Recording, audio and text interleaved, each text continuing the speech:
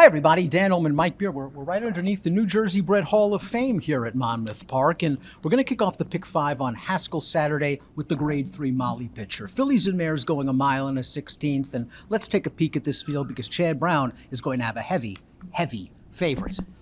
Yeah, Chad Brown's going to send several horses in from New York to run throughout this Haskell Day card, Dan, and maybe that contingent is led by number 3 search results in here. She ran a huge race last time. Absolutely huge race, and we'll talk about that in a little bit. I talked to Chad because he was considering the Shoe V on Sunday, a Grade 2, and he said, double the money, slightly shorter distance, easy decision. He's here as a short price, and as we take a look at the Timeform U.S. Pace Projector, she should be forward.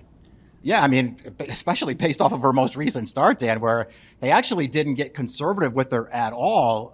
It felt like she was going to really pay the price through the stretch of the race. I guess she ultimately did, but man, what a big race she ran. I do wonder if they'll try to be a little bit patient this time because she was so close to the pace, and maybe this pace won't be fast, and that could work against the number 1 leader of the band. And we're going to watch leader of the band win the local prep for the Molly pitcher. That's the Lady's Secret over a wet track. Now, what's bothered me about leader of the band's last couple of races is she has not broken well in either one. In this race, though, she was very game to run down the leader in the stretch. Yeah, I mean, this was a game performance over a wet track, and it did match her career top by her speed figure, which I guess is a good sign for her, Dan. She's actually a pretty nice filly, and if she catches some pace to run at, maybe she could make her presence felt late in this race, but man, is this a tough spot for her. The number 2 Penny Baker is a daughter of Medaglia d'Oro out of a full sister of Frosted. So of course she's going to debut overseas where she could run on only turf or synthetic. We don't make the decisions. Then, in her first start on dirt for trainer Michael Stidham, she ran extremely well in the Heavenly Cause. She found the right field, but she moved comfortable every step of the way. And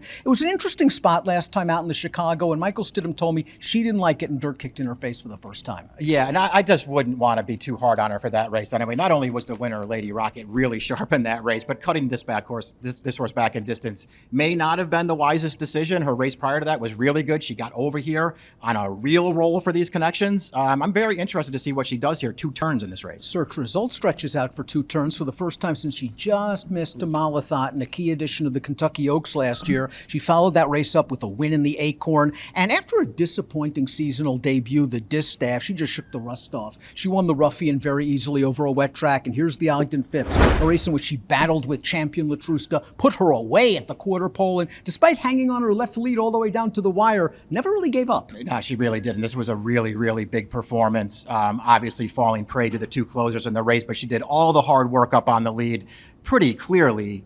And this is a filly we're talking about who just missed in the Oaks last year. Pretty clearly the best race she's ever run.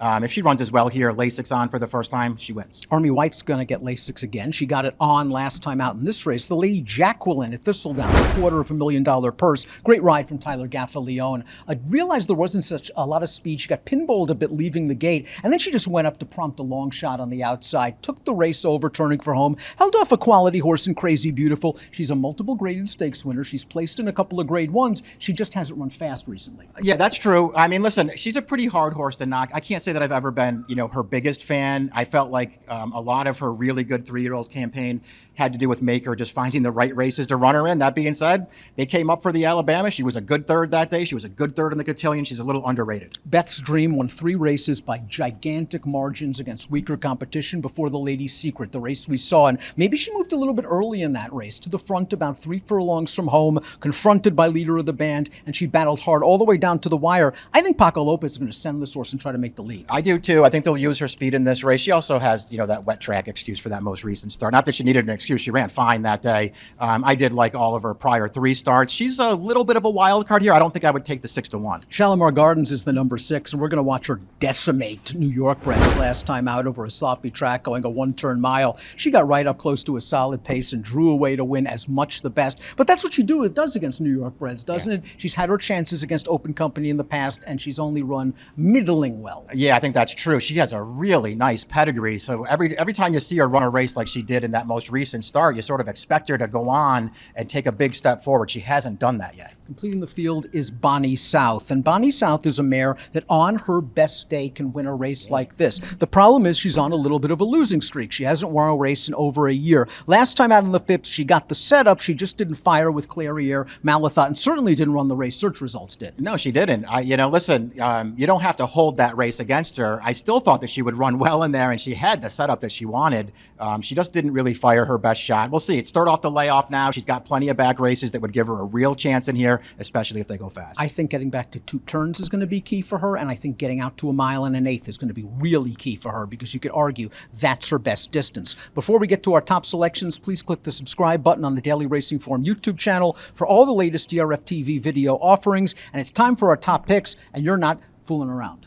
I mean, to me, it just seems really hard to go against search results unless you want to take the position that she left everything out on the racetrack the last time we saw her, and she's going to come here a little bit flat. They found a great spot for her. They found a fantastic spot for her. She's the horse to beat. Maybe Army Wife is a horse I could use as an alternative, or as a sort of B or C in multiple race wagers. For most of her career, she's been consistent, and it was nice to see her get back on the beam last time out with tactical speed. But at search results, way the horse to beat in the Molly Pitcher.